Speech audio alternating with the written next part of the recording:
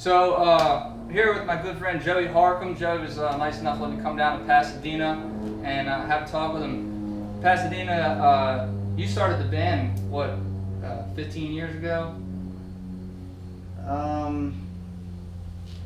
13 or 14, yeah. 13, 14 years ago. And you guys have played, you guys have played now across the country tons of times, recorded 3 studio albums, the latest, Hurricane, and right now Joey's in the middle of releasing an album and about to go on a fall tour with the band Bumpin' Uglies across the country once again. So Joey was kind enough to let me come down and ask him a few questions. So how'd you get into playing music? My dad played and my grandfather played, so it was just kind of, my dad would play all the time at the house, and he would play acoustic at bars around here, and he taught me how to play, and I used to just play at house parties and stuff, and then we used to go to open mics in the city, and people kept, coming out to the open mics when we'd come play, and they said, oh, you go to this one, you go to this one, and finally we got a friend of ours, Jim Hickey, who does Sowebo. He booked us a gig, and we didn't have a band name or anything, so they called and they're gonna put the show in the paper, in the city paper. And they said, well, what's your band name? Well, we don't know, we don't have one. But we were going to all these jams in the city and open mics and stuff, and we would always come in with like a whole bunch of people, and like we were kind of rowdy and loud, and so they would be like, oh, them guys from Pasadena are here, yeah. Like they're gonna start shit, and so everybody just calls the guys from Pasadena, so that's what we went with. You had the draw, but you had the draw before you had a name. You had the name given to you. I can't come up with a name for anything ever. Well, you got a nice name. Roll off the tongue. You take the whole town. So 15 years is a long time.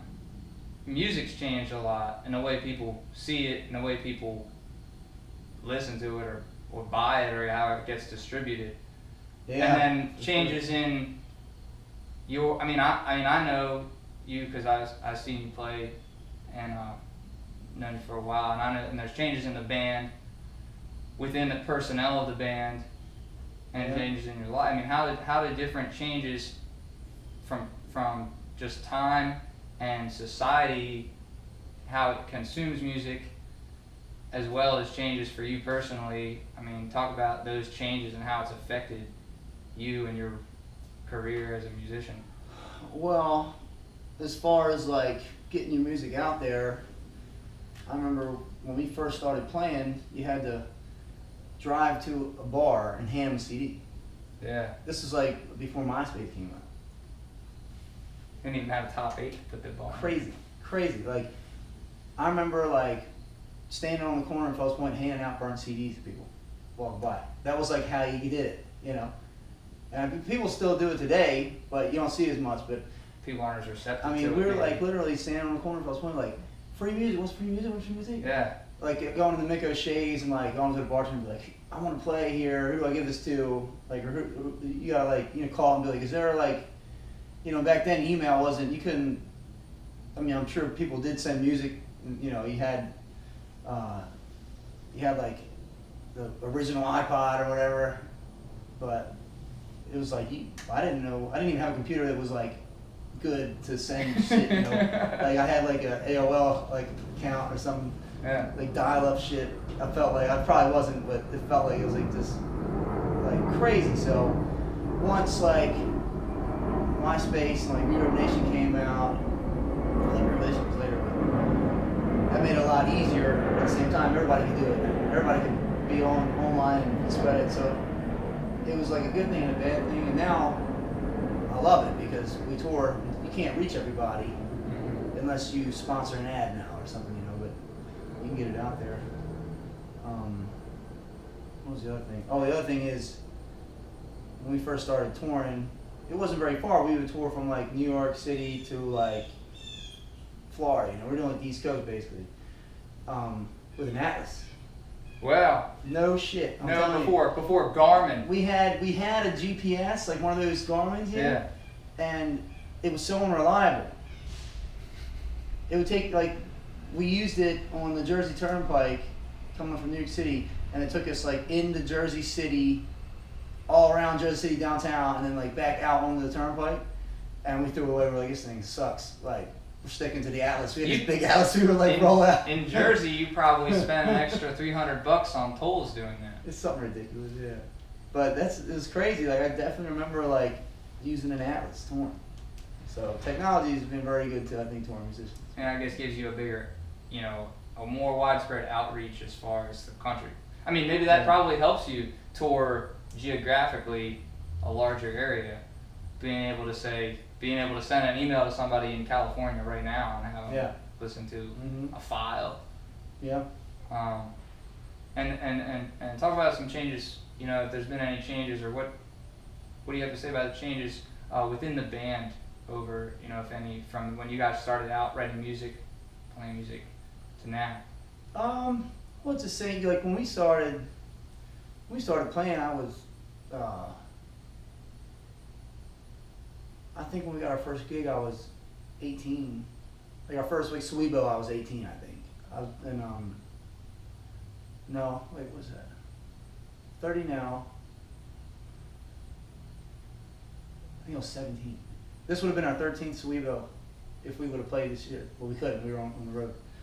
So, you know, we were like young, so it was like pissed off, you know, kids, you know, like talking about revolution and and it's still kind of like that, but it's taking more of like a realistic approach, like kind of trying to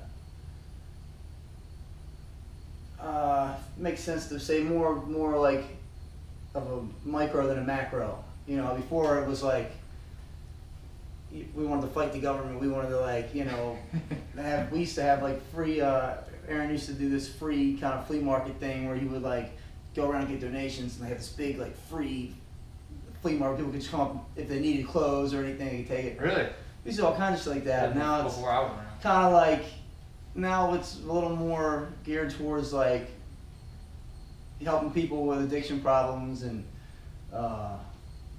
you know, like Wounded Warrior Project and stuff. Now that we're getting older, we're kind of just singling out little things that affect us more in our neighborhoods more than, you know, in a widespread, like nationwide, you know. And sometimes, you know, it's good to complain about everything. Yeah. Try to kind of like talk about things that are more like directly we can help people with, you know. It's relatable. Yeah. I think you do a great job of that, and I know a lot of people who listen to your music and who have listened to your music for a long time. One of the things that they admire or that draws them most to your music is the relatability of it, and how it's not something that feels so far from most people. I think your music feels close to a lot of people, and I think that's something that a lot of people enjoy about specifically your writing. You know, it's kind of like a lot of the stuff was like kind of therapy for me. You know, so if it's therapy for me, it's usually therapy for my neighbor too. You know, that kind of like state of mind, and it's kind of like it's not a lot of like metaphors, you know. Nobody's really listening to me like, I think he's talking about this. It's usually like, hey, this thing right here is happening. You just kind of throw it in their faces. You need to, you know, help I'm gonna say this here. Have some. Yeah, so it's kind of to the point. I always like to think of it as like working class music, you know. Do you have I don't want to say, but that you think is the best? Because that, I don't know what that means, but a lyric that's your favorite that you have written, or a song or a lyric that's your favorite? I mean, I know you got a lot, but. No, not really. I tell you what, I've forgotten so many songs. Sometimes I hear old songs and I'm like, wow, I wrote that. Oh shit, that's awesome. Almost like a different you. Huh? Yeah, it's like so long ago. I'm just like I don't remember writing that, but I really like it. Yeah. When it comes back. I don't know, you know, it's always trying. I'm always writing, so I usually always like the new stuff, but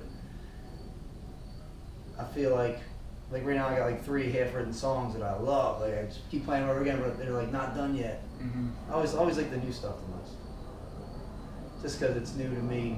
I like showing people new stuff. But probably keeps the old stuff fresh when you come back to it.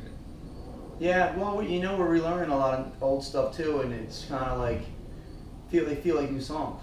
Yeah. Because we're relearning stuff off of our live album from the Whiskey that we haven't played in like 4 years, and we're like playing it at practice. And we're like, man, why did we stop playing this? Like, I feel great playing this song. Does it feel old when you play it, or does it still feel new? Like, wow, I can't believe this was 4 years ago that we finished this song. It done. And I tell you what, I got songs that are, I got songs from like 2007 that people still relate to today. That they ask me to play when we're out of town, and you know, as long as people still relate to it, it don't ever get old to me. I've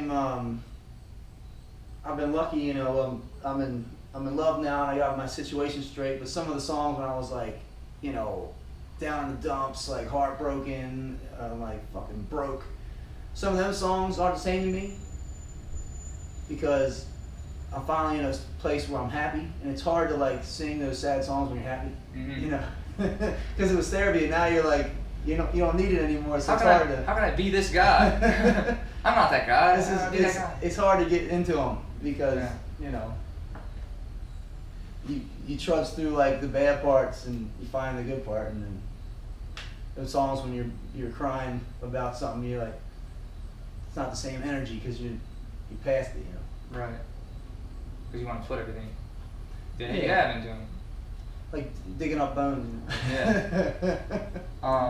Speaking of good things and people perceiving your music in a real positive way, and obviously that's not 100% of it. There's a flip side to that too.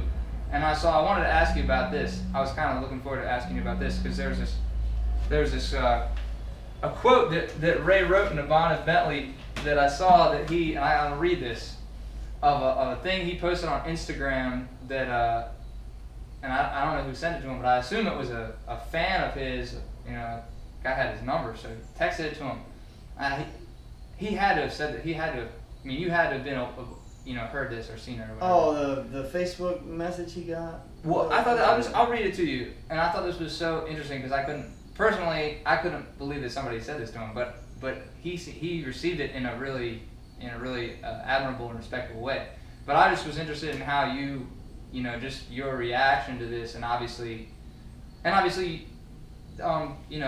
this fan isn't going to be the only person in the world who feels this way. But as a band who's been playing for as long as you have, and you hear somebody say, this is a quote, is, "When I listened to you 3 or 4 years ago, I was hooked. The music was original and the shows were on point. But now the music is dry and I haven't been impressed recently." And is referring to, and says to Ray, you guys, he says, your band and Pasadena. Mm-hmm. How do you deal with a lot of success and a lot of people enjoy your music and love your music and are really into it and have loved it for years, and then you have other people who, for what it's worth, are willing to be honest with you at least, but obviously don't feel that same way. Well, you can't impress everybody. You can't reach everybody with music, and it happens all the time. It's not like this one guy, sent.